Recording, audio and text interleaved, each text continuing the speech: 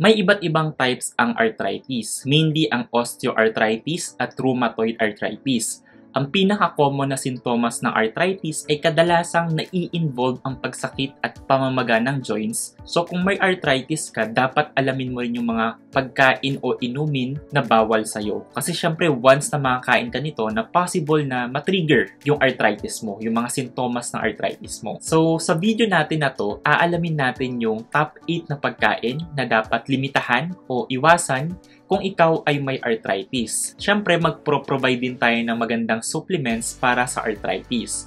Pero bago tayo magpatuloy, huwag nyo naman kalimutan na mag-subscribe sa aking YouTube channel at i-click ang notification bell icon para maging updated kayo sa mga future video uploads ko. Ako nga pala si Jasper, expert ako pagdating sa gamot dahil ako ay isang registered pharmacist.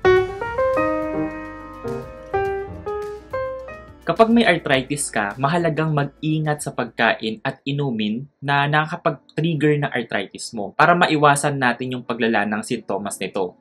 Hindi naman totally iiwasan na kasi kapag binanggit natin lahat ay baka wala na kayong kainin. Dapat ay limitahan lang din natin talaga. Baka kasi mabash tayo na wala nang pwedeng kainin, diba? So ngayon pa lang sinasabi ko na maraming dapat iwasan na halos masasabi mo na lahat ng pagkain. Pero ang key naman talaga dito ay dapat nililimitahan natin ang pagkain ng mga pagkain na nakakapagpa-trigger ng iyong arthritis. So ano-ano nga ba yung mga pagkain dapat iwasan o limitahan? So unang-una na dyan, yung pagkaing mataas sa purines. Halimbawa, kung ikaw ay may gouty arthritis, ito ay dahil sa mataas na level ng uric acid sa ating dugo. Pwede itong mag-accumulate at mabuo yung crystal sa ating mga joints. So ngayon, anong kinalaman ng purines dito? Dahil ang purines ay maaaring mag-breakdown yan para mabuo ang uric acid. Kapag nakakain tayo ng pagkaing mataas sa purines, maaaring tumaas din yung level ng ating uric acid. Ang mga pagkaing mataas sa purines ay ang organ meats, na kung dapat natin iwasan yan tulad ng atay, ng bato at iba pang mga lamang loob. Mataas din sa purines ang hipon, ang talaba, ang alimango at iba pa. Pangalawa, pagkaing mataas sa sugar content. Ang pagkain ng mataas sa sugar content ay maaaring magdulot ng inflammation o pamamaga. So yung 40 grams ng asukal o mako-compare natin sa isang can ng soda ay pwedeng mag-trigger para tayo ay maka-experience ng pamamaga. Pwede ka naman kumain nito pero dapat limitahan mo lang talaga. Dapat less than 40 grams per day para safe pa. Ang hirap naman kasi kung tatanggalin mo talaga sa diet mo yung masarap na pagkain na yan. Siyempre, kasama na rin yung white bread, sugary drinks, even yung mga fruit juices. As much as possible na iwasan na lang natin. Pangatlo, mga processed at red meats. May mga pag-aaral na the more you consume yung red meats at processed meats, ay mas tumataas yung chance para ma-experience natin yung symptoms ng arthritis or sometimes pa nga mas wino-worsen niya yung arthritis mo. Pang-apat, yung mga pagkain nagko-contain ng gluten. Yung mga gluten-rich food, usually nag-e-exist yan sa wheat, sa barley, at sa mga cereals. May mga pag-aaral na mas makakaiwas ka sa sintomas ng arthritis at inflammation kung walang gluten ang pagkain mo. Ang lima, iwasan ang pagkonsumo ng mamantikang pagkain o ng mga mantika o taba na mataas sa saturated at trans fats. Ang mga halimbawa ng mga pagkain mataas sa saturated fats ay bacon, yung taba ng baboy, balat ng manok. Sa trans fat naman ay usually makikita yan sa processed foods tulad ng hotdogs, sausage, bacon at iba pa. Kasama na rin dito yung fried foods, fast foods, yung mga nabibili sa fast foods, donuts, crackers, margarine at iba pa na maaaring magdulot ng inflammation. Actually, kailangan naman talaga natin ng taba. Like nasa 20 to 35% ang ratio compared sa carbohydrates na 45 to 65% at protein naman na 10 to 35% ang kailangan natin na pumapasok sa katawan natin. Pero as much as possible ay yung unsaturated na fats.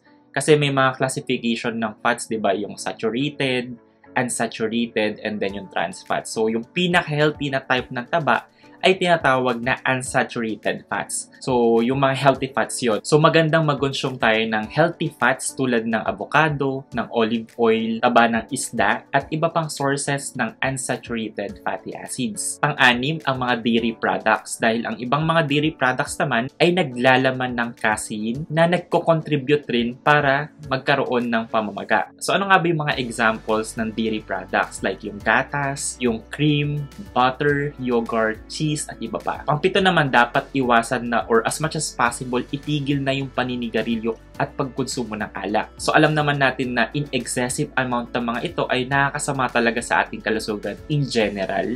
Pero kung may arthritis ka ay mas madaling matrigger yung inflammation, kaya dapat talagang iwasan nyo na to. Pangwalo, kung meron kang gout, unfortunately, bawal ka o need mong limitahan ang pagkain ng mga gulay na mataas din sa purines tulad ng asparagus, ng spinach, mga certain mushrooms, at iba pa. So baka sabihin nyo na wala nang pwedeng kainin. Of course, gusto natin na mas makapagkonsumo tayo ng mga anti-inflammatory foods para mas makaiwas tayo sa sakit na dulot ng arthritis. So ano nga ba yung mga examples na pwede naman nating kainin? So maganda if makakapagkonsumo tayo ng berries tulad ng strawberries, blueberries, raspberries, at blackberries kasi meron silang natural na anti-inflammatory properties. Sa mga gulay at prutas naman ay maganda kung makain tayo ng broccoli dahil napakasustansya nito, avocados, green peas, red or green bell peppers, mushrooms, grapes, tomatoes, turmeric at napakarami pang ibang options din naman. Itong mga nabanggit ko ay maganda sa kalusugan at considered na mga anti-inflammatory foods sila. So makakaiwas talaga tayo sa pamamaga. So kung walang inflammation ay mas mape-prevent natin yung pagsakit o sintomas ng arthritis. Para sa best supplements naman para sa arthritis, una, magandang makapag-take tayo ng vitamin D dahil mahalaga ito para sa ating bone health at maaaring makatulong sa ating immune functions. Kasi di ba kapag may arthritis ka, usually affected talaga yung joints mo. Pangalawa, syempre ang calcium para makatulong sa pag-iwas sa osteoporosis lalo na sa mga kababaihan dahil maaaring magpalala ng arthritis kapag di sapat ang calcium levels. Kadalasan mabibili naman ng magkasama yung calcium at yung vitamin D. Pangatlo, maganda rin yung supplement na omega-3 fatty acids o yung tinatawag natin na fish oil. Dahil ito naman ay merong anti-inflammatory property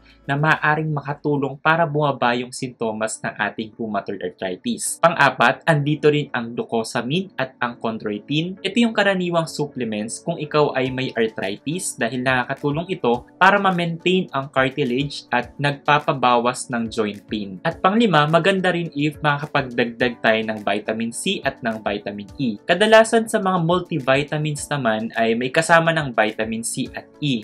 Meron na rin calcium at vitamin D. Kaya maganda na i-check nyo palagi yung label kapag bumibili kayo ng multivitamins. So, pwede nyo naman pagsabayin yung multivitamins and then yung glucosamine. O kaya naman yung multivitamins plus fish oil. Pero, reminder lang kapag nagtitake kayo ng mga maintenance medications nyo, dapat magpakonsulta pa rin kayo sa doktor para aware yung doktor ninyo kung ano yung mga gamot na iniinom. At the same time, para alam din ng doktor ninyo kung may possible drug interactions ba yung mga gamot na pinagsasabay-sabay ninyo. So, ayun lamang po. Kung kayo ay may katanungan, mag-comment lang kayo sa ibaba ng video para ito ay aking matugunan.